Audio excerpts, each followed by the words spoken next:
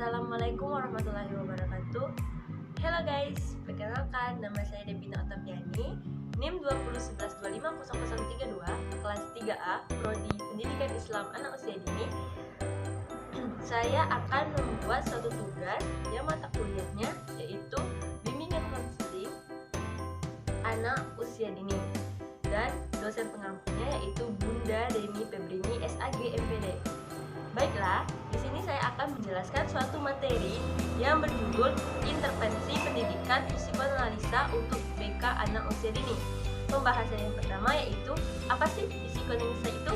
Psikoanalisa merupakan psikologi kesadaran yang dituju ke arah bidang motivasi, emosi, konflik, simptom, neurotik, mimpi, dan sifat-sifat karakter.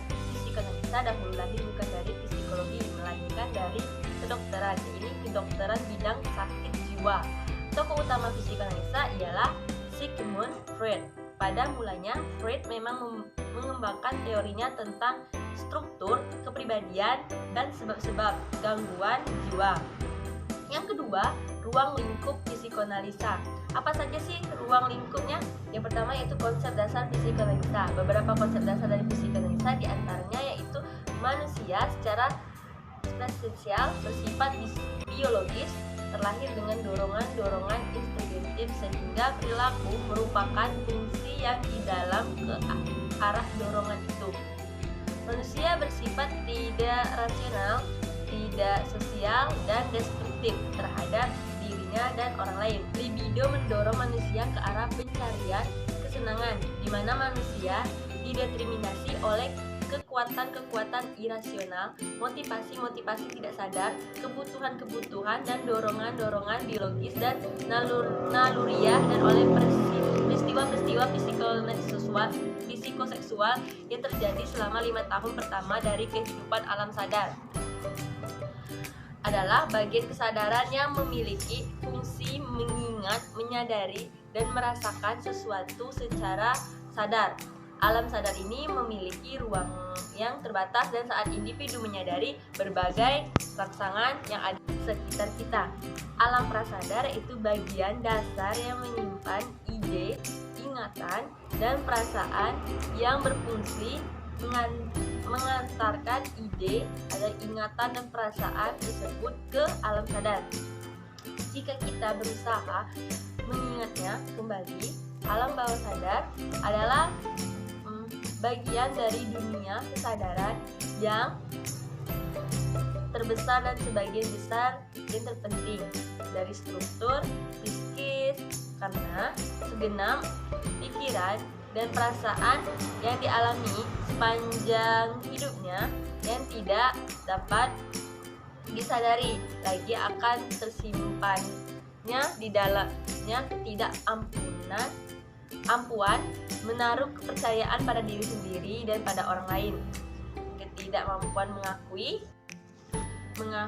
dan mengungkapkan perasaan-perasaan benci dan marah, penyangkalan terhadap kekuatan sendiri sebagai pribadi, dan kekurangan perasaan otonom, ketidakmampuan menerima sepenuhnya seksualitas dan perasaan seksual diri sendiri.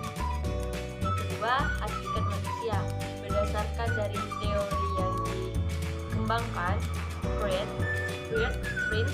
prinsip-prinsip psikoanalisis tentang hakikat manusia didasarkan pada asumsi-asumsi. Pertama yaitu pengalaman masa kanak-kanak mempengaruhi perilaku pada manusia dewasa.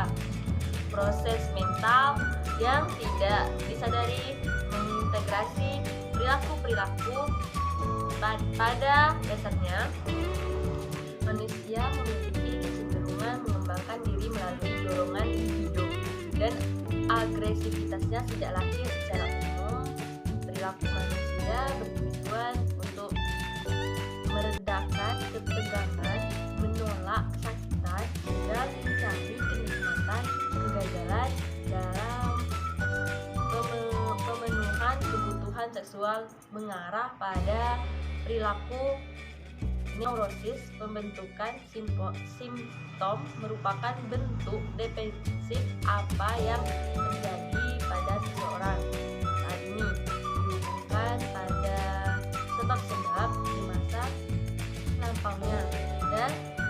edukasi untuk mencapai tujuan-tujuan di masa yang akan datang.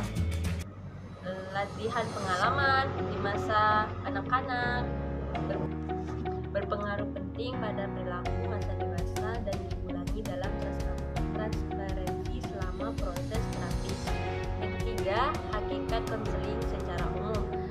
Hakikat konseling adalah mengubah perilaku dalam pendekatan psikoanalisa.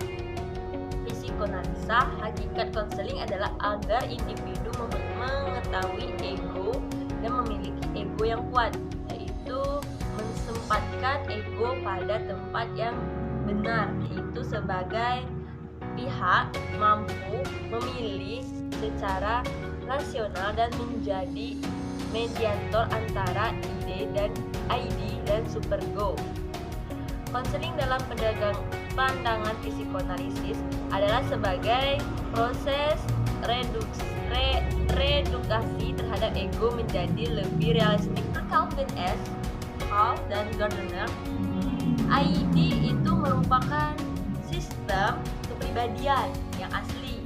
ID juga merupakan rahim tempat ego dan superego berkembang.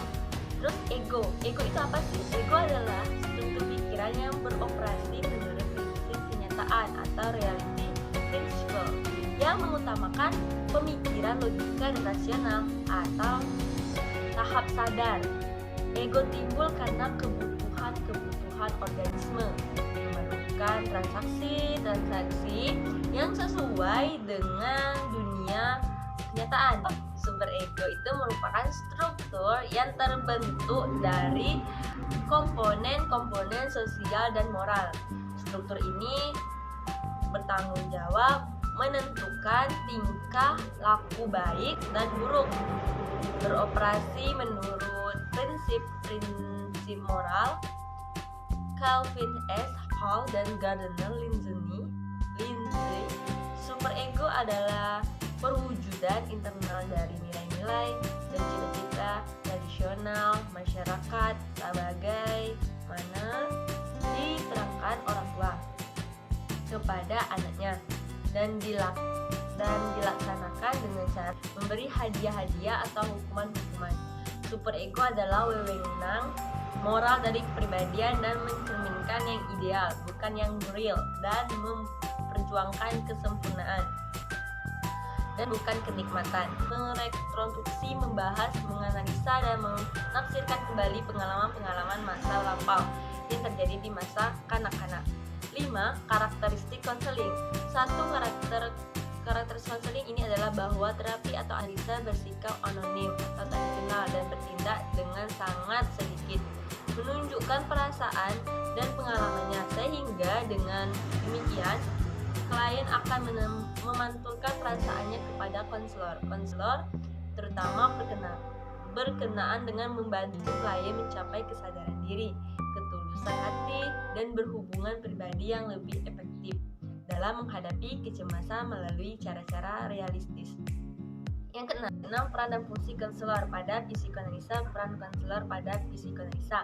Yang pertama, peran utama konselor dalam konseling ini adalah membantu klien dalam mencapai kesadaran diri, ketulusan hati, dan hubungan pribadi yang lebih efektif dalam menghadapi kecemasan melalui cara-cara yang realistis. B. Konselor membangun hubungan kerjasama dengan klien dan kemudian melakukan serangkaian kegiatan mendengarkan dan menafsirkan. Yang C. Konselor memberikan perhatian kepada resistensi klien. D. Fungsinya adalah mempercepat proses penyadaran hal-hal yang tersimpan dalam ketidaksadaran.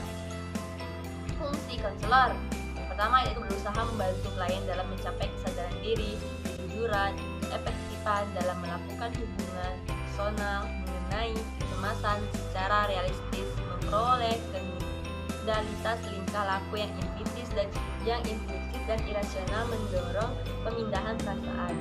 Ketujuh, hubungan konselor dengan klien dalam konseling psikoanalis terhadap 3 bagian hubungan konselor dengan klien, yaitu aliansi, transparansi, dan transparansi. Aliansi yaitu sikap klien kepada konselor yang relatif rasional, realistik dan tidak neurosis, atau merupakan prakondisi untuk terwujudnya keberhasilan konseling.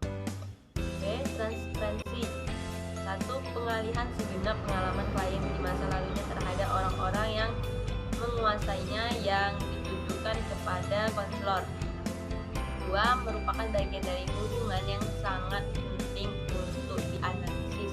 Yang 3. Membantu klien untuk mencapai pemahaman tentang bagaimana dirinya telah salah dalam menerima, menginterpretasikan, dan merespons pengalamannya pada saat ini dalam kaitannya dengan masa lalunya. C. Kontransparansi, yaitu kondisi di mana konselor mengembangkan pandangan-pandangan yang tidak selaras dan berasal dari konflik-konfliknya sendiri. Kontransparansi bisa terdiri dari perasaan tidak suka atau justru keterkaitan atau keterlibatan yang berlebihan. Kondisi ini dapat menghambat kemajuan proses konseling karena konselor akan lebih terfokus pada masalahnya sendiri.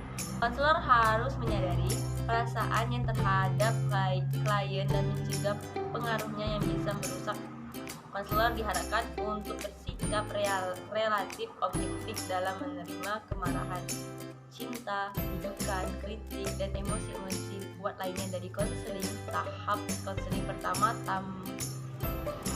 konselor harus membuat suatu hubungan kerjasama dengan klien dan kemudian melakukan serangkaian kegiatan mendengarkan dan menafsirkan. Konselor memberikan perhatian kepada resistensi atau penolakan klien sementara klien berbicara. Konselor mendengarkan dan memberikan penafsiran yang memadai. Fungsinya adalah mempercepat proses penyadaran hal-hal yang tersimpan dalam ketidaksadaran, menata proses terputik yang demikian dalam konteks pemahaman struktur kepribadian dan psikodinamika, memungkinkan konselor merumuskan masalah klien secara yang sesungguhnya. Sebab satu fungsi sentral konselor adalah mengajar klien mengenal makna proses ini sehingga klien dapat memperoleh tilikan terhadap masalahnya, peningkatan kesadaran terhadap cara-cara mengubah, dan mendapatkan kontrol yang lebih rasional terhadap hidupnya. Klien harus ada kemauan untuk menyanggupi dirinya sendiri untuk melakukan proses terapi dalam jangka panjang. Setiap pertemuan biasanya berlangsung 1 jam. Setelah beberapa pertemuan tatap muka dengan konselor, klien kemudian melakukan kegiatan asosiasi bebas, yaitu klien mengatakan apa saja yang terlintas dalam pikirannya. Proses asosiasi bebas ini dikenal sebagai aturan yang fundamental dalam psikoanalisa. Selama terapi, klien maju melalui tahapan-tahapan tertentu, yaitu pengembangan suatu hubungan dengan analisis, mengalami krisis penyembuhan, mendapatkan tilikan terhadap pengalaman masa lampau yang tidak disadari, pengembangan eksistensi untuk memahami diri sendiri, pengembangan hubungan transparansi dengan konselor, bekerja dengan hal-hal yang resistensi dan tertutup, dan mengakhiri terapi. Yang ke-9 yaitu teknik konseling. Yang pertama ada asosiasi bebas, interpretasi, analisis mimpi, resistensi, transparansi. Yang terakhir yaitu kelebihan dan keterbatasan konseling. Bagian dari pendekatan ini adalah penggunaan terapi bicara kehidupan mental individu menjadi bisa dipahami, dapat memahami sifat manusia untuk meredakan penderitaan manusia. Pendekatan ini dapat mengatasi kecemasan melalui analisis atas mimpi-mimpi, resistensi, dan transparansi. Pendekatan ini memberikan kepada konselor suatu kerangka konseptual untuk melihat tingkah laku serta untuk memahami sumber-sumber dan fungsi simptomologi. Kelemahan dari pendekatan ini adalah pandangan yang terlalu destruktif, dinilai terlalu merendahkan martabat kemanusiaan, terlalu banyak menekankan kepada masa kanak-kanak dan menganggap kehidupan seolah-olah ditentukan oleh masa lalu. Hal ini memberikan gambaran seolah-olah tanggung jawab individu berkurang, cenderung meminimalkan rasionalitas, kurang efisien dari segi waktu dan biaya. Mungkin itu saja video pembelajaran dari saya. Jika ada salah kata saya mohon maaf, pada Allah saya mohon ampun. Wabillahi taufiq wal hidayah. Wassalamualaikum warahmatullahi wabarakatuh.